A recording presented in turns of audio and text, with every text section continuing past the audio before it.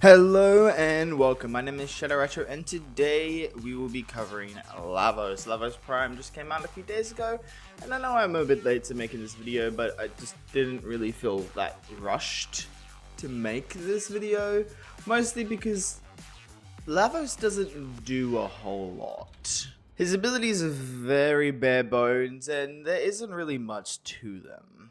And to prove it, I will quickly go over his abilities in detail, and you'll see what I mean. His first ability simply does toxic damage in a cone in front of him that also heals him for a portion of the damage it does. The augment will also reduce the cooldown of his other abilities, but as long as you hit at least 4 people. His second ability will have you launch forward and will spray bottles either side of you that will deal cold damage to enemies.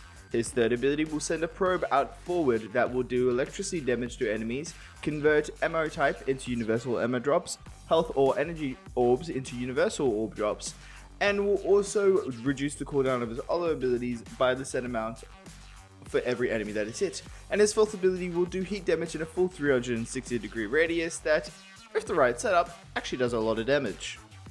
And that's it. That's all of his abilities, and that's entirely what they do. However, while Lavos' 4 abilities are incredibly basic, don't have a lot of utility to them, and don't really have a lot going on for them, his passive is the complete opposite. He has a lot of different passives, and there's actually a lot to go into with his passive, and the meat of Lavos' kit is entirely based around his many passives, and that's where literally all of his complexities comes from. To start with, Lavos is one of the only 3 Warframes in the game that gets armor when he levels up, the other 2 being Kulavo and Nidus. What I mean by this is normally at all Warframes in the game, their armor value is the same when they're at unranked or level 30. Lavos, however, will have an additional 100 armor over the course of leveling up. So he'll have 100 more armor than at level 30 than when he has an unranked, because he also has one of the highest armor values in the entire game. Actually, I'm pretty sure he has the 3rd highest after Valkyrie Prime and Corvex. Another one of Lavos' unique passives is Lavos also doesn't have any energy, similar to Hildren. However, unsimilar to Hildren, all of his abilities have cooldowns. This is what I meant when I said that his first ability, Augment, as well as his third ability, will reduce the cooldowns of his other abilities. This is because he doesn't consume any energy, he doesn't use shields like Hildren. Instead, casting his ability uses a cooldown that you then have to wait for it to reset. As you can see, if I cast my first ability, it goes on cooldown, and then I cast my third ability, and the cooldown of my first ability gets reduced, thanks to the effect of my third ability. Next up, Lavos is another passive that makes status duration scale of his ability duration, which means he can have an insanely high amount of status duration for his weapons, which is an extremely good buff when concerning with expedite suffering effects, because expedite suffering scales very well of status duration. This makes Lavos the best Warframe when it comes to expedite suffering effects, like the original expedite suffering ability or something like Harmony, as he can pump out a stupid amount of damage by simply just modding for high duration, giving you that insane amount of status duration. And lastly, if you hadn't noticed, Lavos' 4 abilities each do one of a different 4 primary elemental type. His first does Toxic, second does Cold, third does Electric, and lastly his fourth does Heat. Holdcasting these abilities will let you charge up your next ability cast with a set element. For example, I can holdcast my first ability. Now, the next ability I do will do toxic damage. If I activate my 4th ability, it will do heat damage and then an equivalent amount of toxic damage. And every single one of Lavos' abilities will force proc both the initial status effect the ability does by default, as well as the additional status effect it gets from its passive. And you can get secondary elemental types from this as well. You can holdcast 2 of the abilities. For example, I'll do his second and his third, which is Cold and Electric, which will give me Magnetic. Then if I cast his first ability, it will do toxic damage and an equivalent amount of magnetic damage.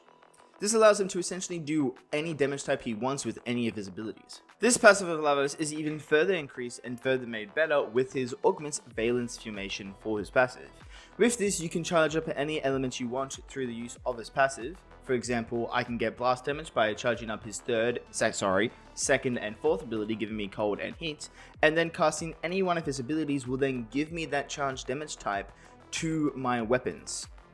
The damage buff I get is 200% for 20 seconds. It does not scale of power strength, but it does scale of strength. The damage buff you get will not mix with your modded elements, and it will also force proc of every weapon hit, which can make it incredibly powerful, especially with blast setups. This also further goes to Lavos' dominance with Expedite Suffering effects, because you can use this to get whatever damage type you want, pump enemies full of status effects with a force proc of whatever status effect you want, and then the Expedite Suffering effect triggers with an insane amount of damage thanks to Lavos' passive that also increases status duration.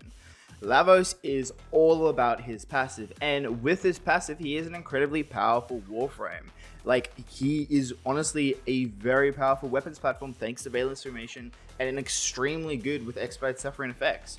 However, my main issue with Lavos conceptually is that using Valence Formation literally gives you a Warframe with one ability, and that one ability is Valence Formation. Because none of his abilities have any extra little bit of utility or any extra little bit of buffs that offer any extra little bit of utility and an extra little bit of buffs that kind of give you a reason to actually cast them. The only real exception to this would be his first ability for healing, which is good, but besides that, you'd only ever cast his abilities to trigger Valence Formation. And even then, you're not actually casting the ability for the sake of the ability, you're casting it to trigger Valence Formation. So I really do wish he would receive some sort of light rework where his abilities are given some additional utility and some additional buffs to make them have more of a place feel nicer with his kit. I will say his third ability will convert health orbs into universal orbs, and another one of his passives that I did just forget to add actually is, and this is a really good passive, like I said, Lavos has some amazing passives, is since he doesn't have any energy, picking up an energy orb will give him status cleansing, cleanse him of all negative status effects, and a 10 seconds of status immunity. And there is a 5-second cooldown on picking up health orbs, so you can't just waste every energy orbs, so you can't just waste energy orbs that are all around you, and picking up a new energy orb will reset the duration, which will effectively, if you're killing enemies well enough, give you 100% uptime on status immunity, which is amazing passive.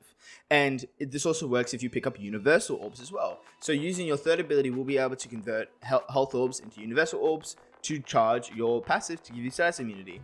However, this shouldn't be needed because his energy orbs drop fast enough if you're killing enemies fast enough, where you can just solely rely on the energy orb drops to get full uptime on your status immunity. And don't be mistaken, Lavos is actually quite powerful when it comes to nuking. His fourth ability is extremely powerful because it does increase damage for every enemy inflicted by a status effect by 100%. Additionally, you can pair it with something like Sickening Pulse. I can prime it with gas damage, and then I can activate the fourth ability, and then straight after it activate Sickening Pulse. This will max out the gas effect, the gas procs on each of the enemies, and you'll suddenly see all these enemies dying quite effectively. If you weren't impressed by the damage I just did, remember that these are level 108 heavy gunners, so they're very tanky. And if I first primed the enemies first and then did that same setup, have to wait for the cooldown to be off. Hold on, wait for it, hold on. There we go.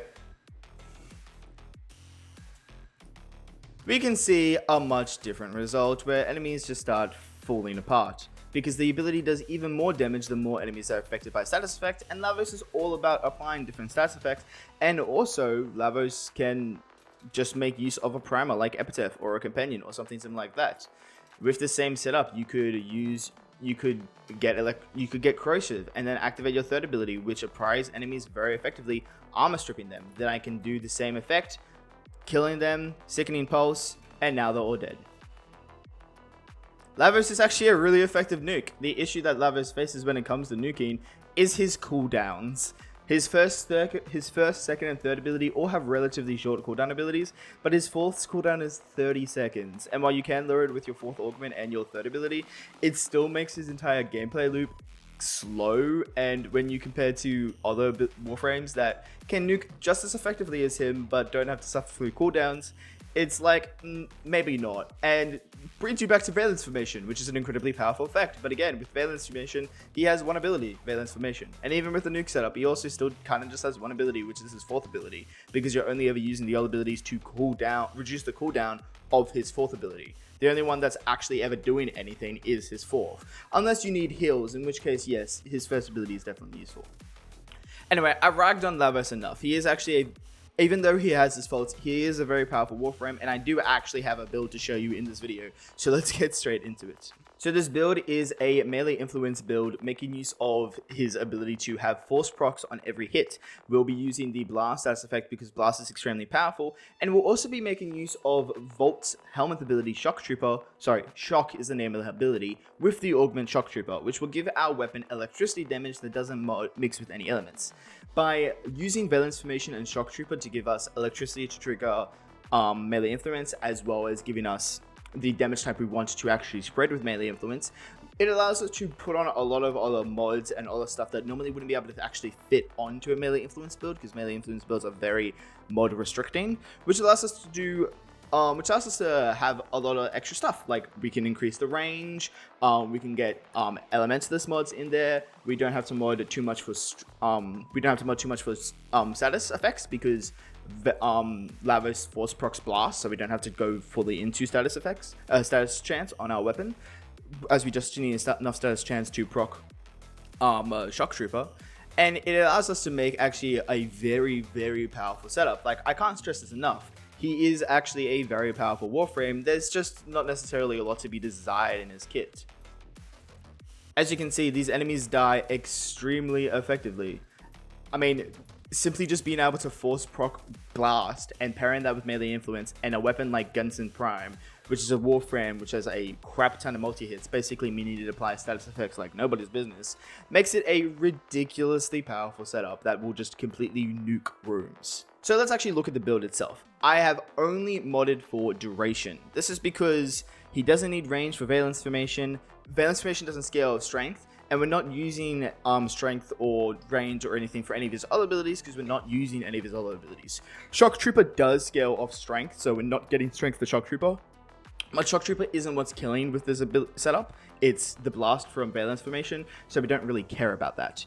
Also, very quickly, you will see that the efficiency area here for Lavos is a bit different. This is because efficiency works a bit different on Lavos. I'm pretty sure this setup has... Nope, never mind. The way efficiency works in Lavos is it doesn't reduce the cooldown of his abilities, but it does increase the cooldown reduction of his third ability, as well as his first ability's Augment. So the more efficiency you have, the more cooldown reduction you will get from those abilities. And also, you can see here that we have status duration as an additional stat as well, equal to the amount of duration we get from our mods. For duration, we do have Augur Message, Primed Continuity, and Constitution. I did only want duration on this build, but I didn't want to necessarily mod for negative range or negative strength, so I went for just flat but positives that didn't give me any negative effects. We obviously have Shock Trooper and Valence Formation, and we have Adaptation, Health Conversion, and Vitality.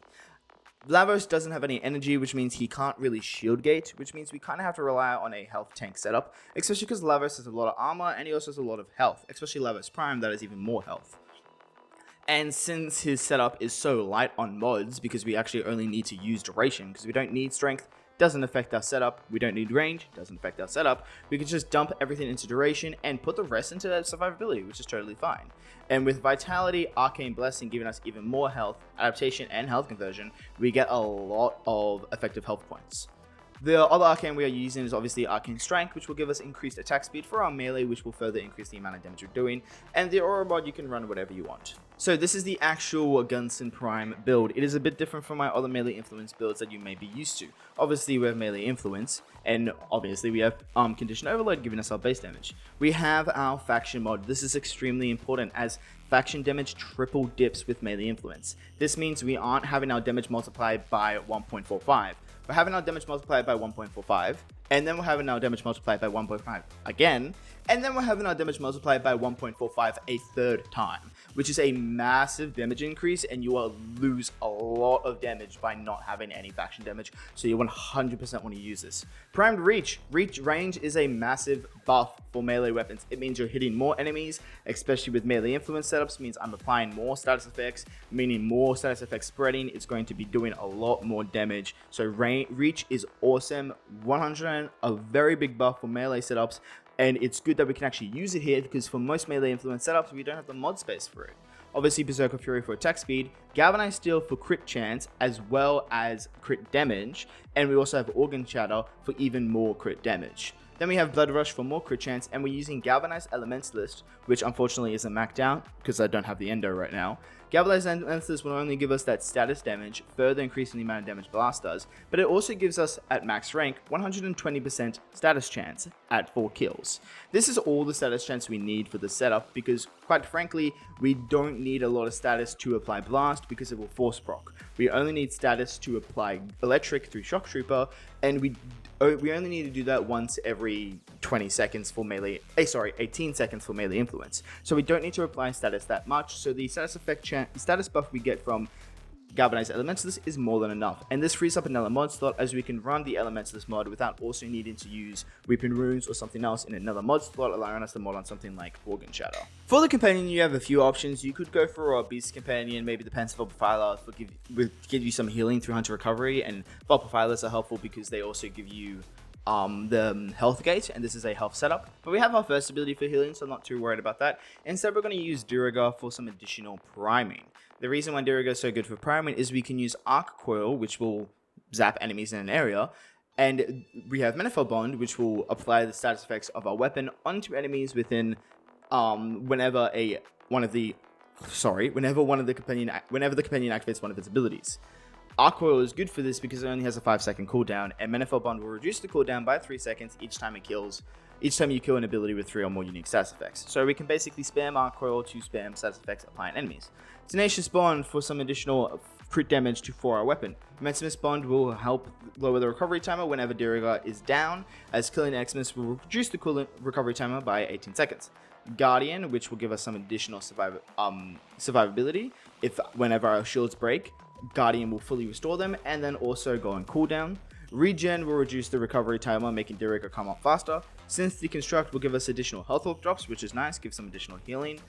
We have Enhanced Vitality, Calculated Redirection for the survivability of the companion, and Vacuum as a must-have mod.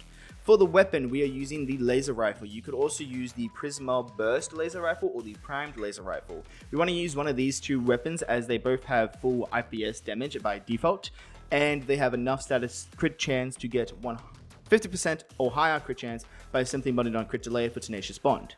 With full IPS, this allows us to have Impact Puncture Slash, Radiation, Magnetic, and Viral and Electric, which equals up to 7 different status effects for Condition Overload priming. The actual weapon itself build doesn't matter, you just want to pump it full of status effects for the sake of priming through Manifold Bond. The other two weapons are utility. I would recommend running a rifle so you can have Amalgam Serration for additional sprint speed, as well as running primary dexterity, because primary dexterity gives you a 7.5 combo duration buff at max rank. And similarly, I would run Amalgam Barrel Diffusion on your secondary, along with secondary dexterity for the same reason.